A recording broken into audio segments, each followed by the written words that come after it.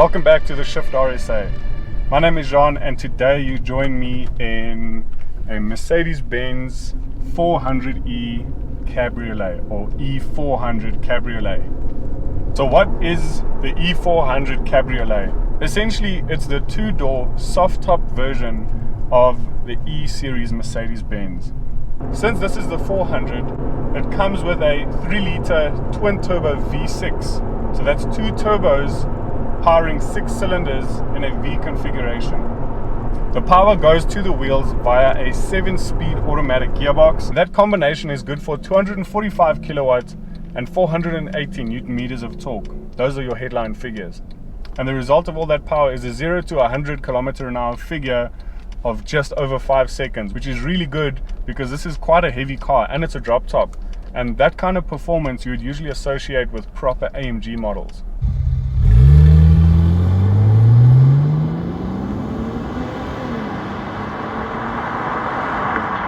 I'm very excited to review this car because it's my first time actually reviewing a Mercedes-Benz. You could actually say it's my first time spending time with a Mercedes-Benz any number of time, and I'm very excited because it's a brand that's eluded me for long. I always in my own head thought it was more of just a posh name more than anything else, but I'm really keen to find out what the brand is all about, and I hope this car will give me a good enough idea. So first impressions of the car, before we get on to the power. I immediately notice luxury everywhere. Luxury in everything that you touch, everything that you interact with, everything I've interacted with so far, just opening and closing doors and sort of moving the car around to take the pictures for the opening scene, everything just feels quality. There's no, for me at least, it doesn't feel like anything has been skimped on. I want to elaborate a bit later on what I mean with everything you touch, because there's a topic around quality these days in Mercedes that needs to be addressed, but we'll address that later. So for now, let's get on to the power. So I'm going to join the highway now, just to get on the power, just to see how it feels. I like to see how the power goes from the engine to the gearbox to the wheels and how that feels to me. So let's go.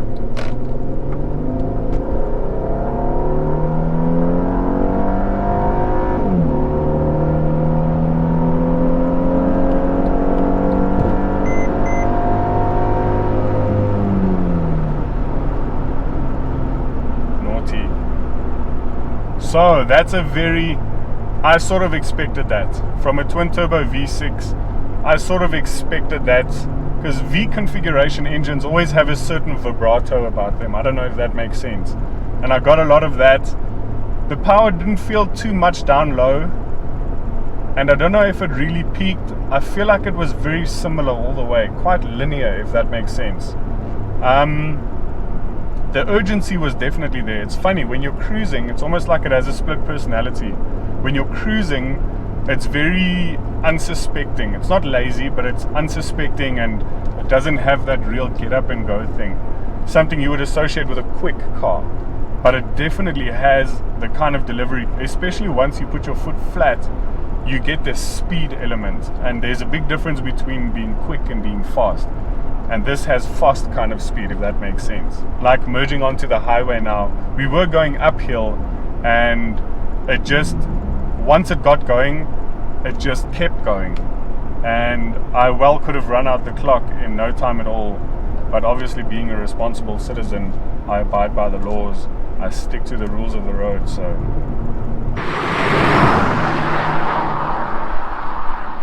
No, man.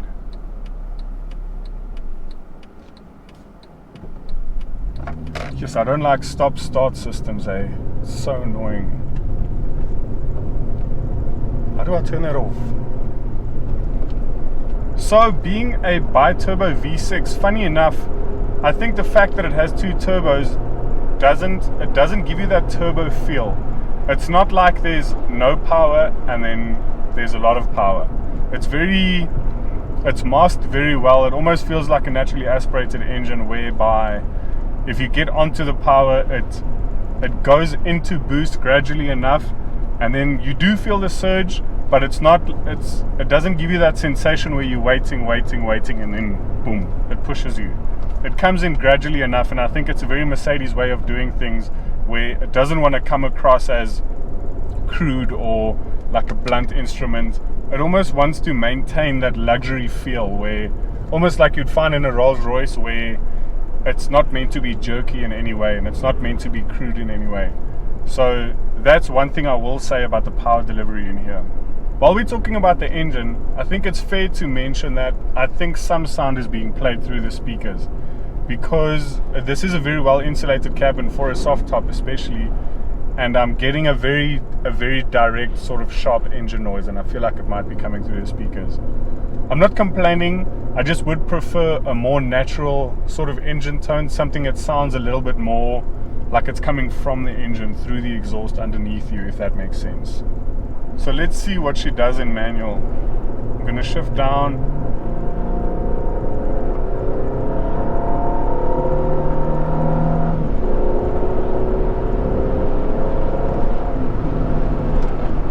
It shifts quickly enough. I think that's what you can expect from a big luxury car. It does shift fast enough that you don't lose any of your momentum. I mean, it does what it does what it's supposed to do. So because we're testing a large Mercedes-Benz, I don't see the merit in taking it on a very technical road. I think it'll feel more at home on sort of a long, swoopy, bendy road. So for that reason, I've come to my more familiar testing ground here in Magalies, or the Magaliesberg as it's more formally known. So this isn't the most well-manicured road around, this being South Africa, but it actually illustrates a point very well that I want to make, and that's that luxury cars mask that illusion of speed so well that you don't always know exactly how fast you're going. And I feel like this car actually does a very good job of still allowing you to be a part of that experience of actually building up speed. It allows you to experience enough of how fast you're going so that you can accurately gauge at what speed you need to take the following corner, or where you need to start decreasing, scrubbing some speed. That's quite cool. At this speed though, I am noticing a bit of wind noise. I'm getting little whistles sort of all around me. I guess you can expect that from a soft top, but nothing much to complain about actually. I'm more enjoying the sound from the engine.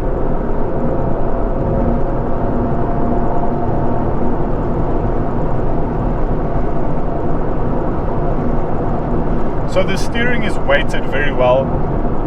Maybe I'm just a bit old school, but I do sort of like a heavy steering feel. I do like the feedback I get back from the wheel.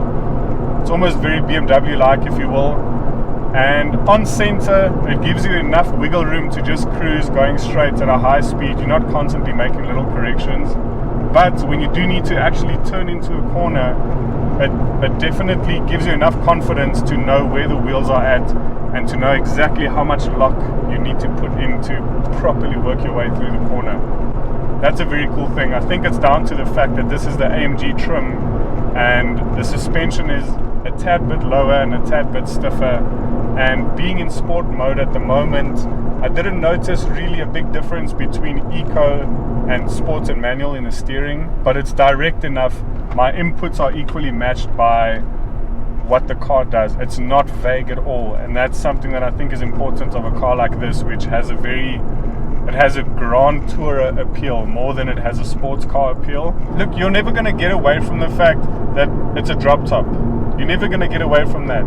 There's always going to be a rigidity issue whereby once you start driving dynamically, you're going to notice a bit of flex in the body, and it's going to be quite obvious. And the thing in this car that is really its giveaway is the mirror, funny enough, because it does do quite a bit of vibrating, and especially when it starts getting rough, then it starts vibrating a lot. And when you notice that, then you know, okay, we're in a drop top, we're not in a sports car or in a coupe. But that's all I'm really going to say about the handling, because I think you can expect this car to handle the way that it does. It's a big German car, it's a drop top, it's got a nice big engine in the front, so you can sort of in your mind, you can do the maths on what that's going to feel like. The main feature for me worth mentioning just is or the main aspect rather, is just the steering itself. The absolute confidence that you have from your input and knowing that the car is going to react the way you want it to. It's steady, it's predictable, and for me that's all I need from a car like this. That's all you'll need. So that brings us on to comfort, and I think my first impressions have been confirmed where it's a very comfortable car. It's you do feel small things in the road, funny enough, the little bumps I do feel, but nothing really traumatizing. I mean, it's still very smooth all the way through. The cabin is so comfortable and it's so luxurious. This car did come with a brown trim level, so it's brown on top, which means the dashboard, the steering wheel, some of the controls and buttons, and then a cream bottom, so that's the seats, the floor mats, all the rest. And I quite like that color configuration for this car because it is a big drop top. I don't know if you want to go for bright colors or even necessarily neutral colors. I think go for a nice luxury spec, a navy or a brown or something nice. Even bottle green in this would have been beautiful, but that feeling of luxury is just echoed in everything else inside here. We've got a nice analog clock here telling you the time. All the buttons feel very sturdy. The leather is nice and soft everywhere you touch. The seats are comfortable. The carpets are very nice in here.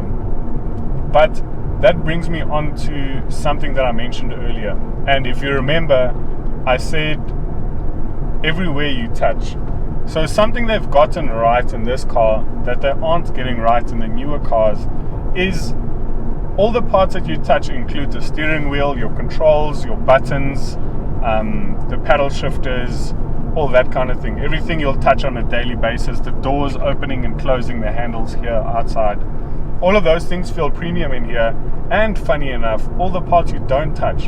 In other words, all the things that don't require you to use your hands. So that's at the bottom here, the carpeting here, even the plastic that they've used here, it feels like they've used soft paint, which means it's almost a leathery feeling paint, but it's still there and it still feels very sturdy here. Even in the bottom of the doors, there's leather, there's actual leather down there.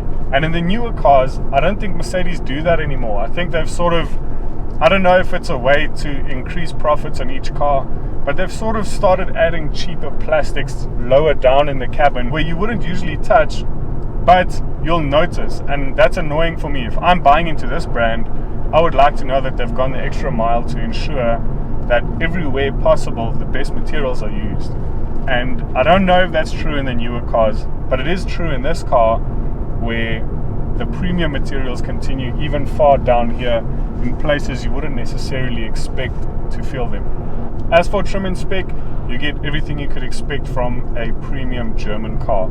You've got your sat nav, you've got incredible sound in here in the form of the Harman Kardon system, and it is just crystal clear. That's something I expect from a luxury car, is good sound. As I've mentioned in a previous review, I love to listen to music while I drive, and in this car I'm able to do that. It's very nice. Even with the roof down, you can hear enough to really cruise and enjoy your music, which for me is a major plus point. Other little creature comforts include this. My seatbelt gets handed to me. A few other noteworthy things in terms of comfort include the air scarf, which Mercedes-Benz is quite well known for, and that's, if you look behind me, you'll see two little vents here in the headrest. And essentially what they do is when the roof is down, they provide whichever air you want around here. On a cold day, you'll have some warm air. On a hot day, you can get some cool air. And essentially it just helps you maintain sort of a comfortable temperature while you're driving with the roof down. And then lastly, I really want to touch on the design of this car. Now, I haven't been a fan of this E-series. I haven't been a fan of this body type. And the reason for that is just that the 4-door for me just looks uninspired. That's the only effective way I can explain it, is it looked uninspired, and it looked like the designers really they looked at the S-Class and they looked at the C-Class and they thought they would just sort of put something together that that's like a mixture of the two. But in the cabriolet, I feel there's a lot more poetry in the design. Just the fact that the roof comes down, it gives you that really classic silhouette, especially when the roof is down and the windows are down. It just has a touch more emotion, and that's what I like. The color that this car is in, which is a very nice brown color. I know the words nice and brown don't always go together, but it does have a nice flake in the paint. It does look very premium, especially the fact that the interior actually goes with the exterior of the car. And like I've mentioned before, I would have this car either in this color or another nice rich metallic color, just to bring home the fact that it is a luxury product. But like I said, the design, especially since this is a facelifted model, it just looks so much better than the previous one. And looking at this car from the outside, especially when it's driving, it's beautiful. You can really say that it's beautiful. And the AMG trim does give it a slightly more aggressive look, which just helps with the overall presence on the road. The wheels on this car, I must say, are the only ones I would take on this model. I think they're the perfect size, and I like how the lines in the wheels reflect the design of the car. I think they married those two very well, so I really like that. So having spent some time in this car, I really think that it does the name justice. I think Mercedes-Benz as a brand have worked very hard at creating this reputation for being a maker of luxurious products, premium products, and I think this car shows off all those aspects very well.